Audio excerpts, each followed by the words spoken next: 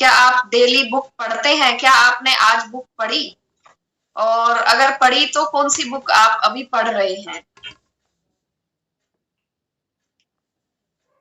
सबसे पहले मैं अपने बारे में बता दूं कि मैं अभी आजकल ये बुक पढ़ रही हूँ, जो कि दीपक बजाज जी की बुक है, बनिए सोशल मीडिया मिलेनियर।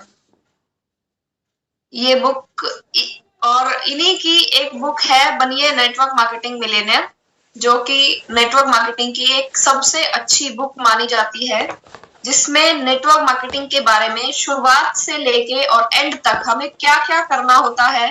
पहले कोई व्यक्ति अगर किसी ने ज्वाइन नहीं किया, वो उसके बारे में बताया हुआ है कि क्यों उस व्यक्ति को उसे ज्वाइन करना चाहिए, और ज्वाइन कर लिया है तो उसके बाद आगे क्या-क्या करना है, जिसकी वजह से वो सफल हो इस बिजनेस में। तो वो एक ग्रंथ माना जाता है उस बुक को। नेटवर्क मार्केटिंग का एक ग्रंथ है जिसमें सारी चीजें हैं, ए से लेके जेड तक सब कुछ उसमें दिया हुआ है। बनिए नेटवर्क मार्केटिंग मिलियनेयर। जिस भी साथी के पास है एक बार प्लीज दिखाएं, और मुझे साथ साथ में कम है ये भी बताएं कि आप कौन सी बुक फिलहाल पढ़ रहे हैं या कोई बुक नहीं पढ़ रहे हैं। फिलहाल मैं ये बुक पढ़ रही हूँ, दीपक बजाज जी की एक बुक है, बनिए सोशल मीडिया मिलेनियर। ये बुक उस पे बेस्ड है जो अगर हम सोशल मीडिया के जरिए अपने बिजनेस को बढ़ाना चाहते हैं, बड़ा करना चाहते हैं अपने बिजनेस को, सोशल मीडिया यानी कि YouTube, Facebook, Instagram, Twitter, LinkedIn, इसके जरिए अगर अपने बिजनेस को बढ़ाना चाहते हैं तो कैसे हम अपने बिजनेस को ऑनलाइन कैसे अपने बिजनेस को बिल्ड कर सकते हैं। तो जो साथी ऑनलाइन बिजनेस को बिल्ड करना चाहते हैं उनके लिए ये बुक जो है वो बहुत अच्छी साबित होगी। आप इस बुक को जरूर पढ़ें। सर ऐसा है, देखो, अगर कोई बात ठान लेना, अगर ये ठान लिया कि मैंने तो पढ़नी है, तो सर कोई बड़ी बात नहीं है 10-5 मिनट निकाल लें, क्योंकि यहाँ से हमें पॉजिटिविटी मिलती है। और सबसे बड़ी बात, हमारे अंदर अपने खुद के ऊपर हम काम कर सकते हैं बुक पढ़ के। और बुक के कारण ही, जैसा कि मैंने सुना है, हमारी सोच बड़ी होती है। बुक के कारण ही हमें बातचीत करनी आती है। मेरे को जब शुरू में ज्वाइन कराया गया, मुझे 3 बुक दी गई थी। वो एक तो थी बड़ी सोच का बड़ा जादू, दूसरी थी लोक व्यवहार, और तीसरी थी बनिए मिलेनियर दीपक बजाज जी की। ये 3 बुक मुझे मिली। और बड़ी सोच का बड़ा जादू पढ़ने से मुझे क्या हुआ मैं आपको बताना चाहूँगा। जो मेरे अंदर सोच नेगेटिव थी, मेरी छोटी सोच थी, मैं कभी बड़ा नहीं सोचता था, निर्णय लेने की मेरे अंदर ताकत नहीं होती थी, मैं सोचता रह जाता था ये काम करूं या ना करूं, करना चाहिए कि नहीं करना चाहिए।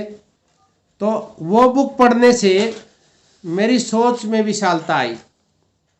और एक चीज़ मुझे और सीखने को मिली, कोई भी काम करते हैं हम, निर्णय नहीं ले पाते, तो मुझे उससे क्या सीखने को मिला कि कोई भी काम करने से पहले हम ये सोच लें कि ज़्यादा से ज़्यादा क्या होगा।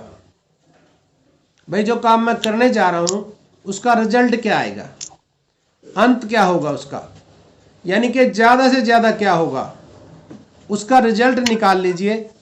अगर आपको ये लगे कि नुकसान नहीं होता है तो फिर आप वो कर लें, निर्णय ले लें तुरंत। तो बड़ी सोच का बड़ा जादू। दूसरा, मैंने इस बुक से क्या सीखा, मेरे अंदर नेगेटिविटी होती थी। कोई भी काम है, जैसे मेरे 1000 रुपये आए थे RCM में, मेरे शुरू में वैसे तो 3 महीने के 5000 कुछ रुपए आए थे मेरे। और जब 5000 रुपये आए तो मैंने ये सोचा कि 10 तो नहीं आ सकते, 10 तो नहीं आएंगे मेरे। तो करते करते 10 भी आ गए। और जब 10 आए तो मैं सोचा भी अब तो 15 तो नहीं आएंगे, वो भी आ गए। फिर रॉयल्टी तो मैंने सोचा आएगी नहीं, मेरी रॉयल्टी नहीं आ सकती मेरी, क्योंकि बहुत प्रयास करते थे। लेकिन अंदर की जो नेगेटिविटी थी, मैंने देखा वो मेरी रुकावट का कारण थी। एक दिन रॉयल्टी भी आ गई सर। रॉयल्टी में मेरे 23,500 कुछ रुपए आए थे। तो रॉयल्टी आने के बाद मेरे को ये हो गया कि अब ये मेंटेन तो हो ही नहीं सकती। यानी जो नेगेटिविटी मेरे अंदर थी ना, उस नेगेटिविटी के कारण मैं आगे नहीं बढ़ रहा था। मैंने इस चीज़ को बाद में नोट किया। तो हो सके तो बुक ये जरूर पढ़े आप, बड़ी सोच का बड़ा जादू। इससे क्या होगा, आपकी सोच विशाल हो जाएगी। इंसान का मन ऐसा होता है कि ये एक कुएं का मेंढक बन जाता है, यानी संकीर्णता में जीवन जीता है, ये विशालता में नहीं आता। किसी का भला होता हो तो भी ये करना नहीं चाहता, चाहे घर से कुछ ना लगे। तो इस प्रकार की नेगेटिविटी हमारी उस बुक के पढ़ने से दूर हो सकती है। हमारे अंदर जो रुकावट है वो रुकावट हमारी खत्म कर सकती है बड़ी सोच का बड़ा जादू।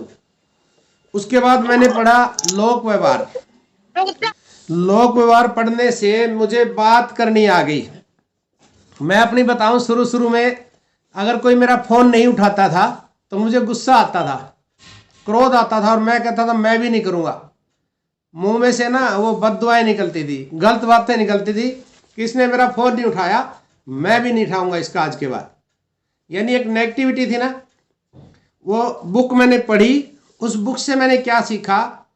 देखिए, कोई फोन नहीं उठा रहा है तो हो सकता है उसकी कोई मजबूरी हो सकता है वो बाइक चला रहा हो सकता है वो टेंशन में हो सकता है वो किसी बात से परेशान हो सकता है आपसे परेशान ना हो, यानी वो मेरे से परेशान ना हो, वो अपने किसी काम से परेशान हो और उस टेंशन की वजह से नहीं उठा रहा है। तो बुक पढ़ने से मुझे क्या सीखने को मिला कि कभी भी एक तरफ की बात से के ऊपर निर्णय नहीं लेना, यानी नेगेटिविटी नहीं लेके आनी किसी के प्रति। अगर कोई फोन नहीं उठा रहा है तो कोई मजबूरी हो सकती है, हो सकता है उसकी बेल बंद हो सकता है फोन कहीं रखा हो और वो कहीं घूमने गया हो सकता है बाइक चला रहा हो, बहुत से कारण हो सकते हैं। इसलिए कभी भी इस चीज़ के ऊपर नाराज नहीं होना हमने कि फोन नहीं उठा रहा है तो कोई बात नहीं। दूसरा एक चीज़ और मेरे को सीखने को मिला, वो मैंने सीखा एक सत्संग के अंदर जाके। उस सत्संग में मैंने क्या सीखा, उसमें एक संत महात्मा थे और वो प्रवचन दे रहे थे।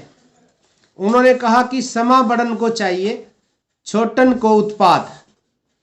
यानी कि क्षमा करना, माफ करना किसको चाहिए, बड़ों को। क्षमा बड़न को चाहिए, छोटन को उत्पाद। यानी इसका भाव उन्होंने निकाल के बताया मुझे कि जो माफ करना जानता है, जो क्षमा करना जानता है वो बड़ा है, और जो उत्पात कर रहा है वो चाहे 70 साल का है वो बच्चा है, वो बड़ा नहीं है। अगर 5 साल का बच्चा अगर किसी को माफ कर रहा है और 60 साल का अगर गलतियां कर रहा है तो 60 साल वाला बच्चा है, 5 साल वाला बड़ा है। यानी मेरे को क्या सीखने को मिला कि जो इंसान क्षमा करना जानता है, जो इंसान माफ करना जानता है वो बड़ा है, वो बड़प्पन है। देखिए सर, हमने बड़े बुजुर्गों से सीखा कि बुराई तो चलते चलते ले लो, कहीं भी खड़े हो बुराई ली जा सकती है, चलते चलते बुराई ले लो, मिल जाएगी। लेकिन अच्छाई के लिए ये जीवन भी कम पड़ता है। तो ये बुक का महत्व बता रहे थे सुप्रिया जी, मैंने वैसे ही बीच में आके टाइम ले लिया। तो सुप्रिया जी जो